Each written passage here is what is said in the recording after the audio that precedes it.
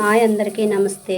ఇప్పుడున్న బిజీ లైఫ్లో మనకి కావాల్సిన మంచి ప్రోటీన్ ఫుడ్ ఏమీ అందట్లేదండి. నేను ఇదిగోండి మునగాకు తెచ్చుకొని ఫ్రెష్గా ఇలా నీడలో ఆరబెట్టుకొని స్టోర్ చేసుకున్నాను. దీన్ని ఒక్కసారి ఇలాగ సిమ్లో పెట్టి, ఎందుకంటే ఆల్రెడీ ఇది వేగిందే కాబట్టి ఇలా డ్రైగా ఉంది కాబట్టి కొంచెం దీన్ని రోస్ట్ చేసుకుంటే సరిపోతుంది.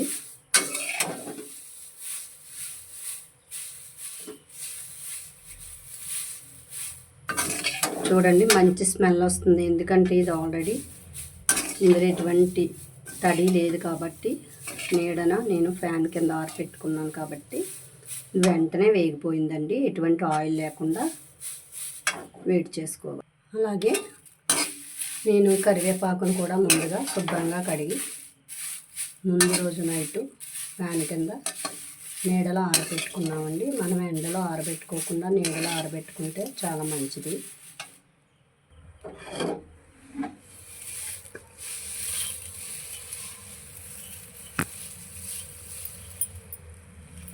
చూడండి ఇలా నలిపితే మెత్తగా పొడిలా అయిపోవాలండి.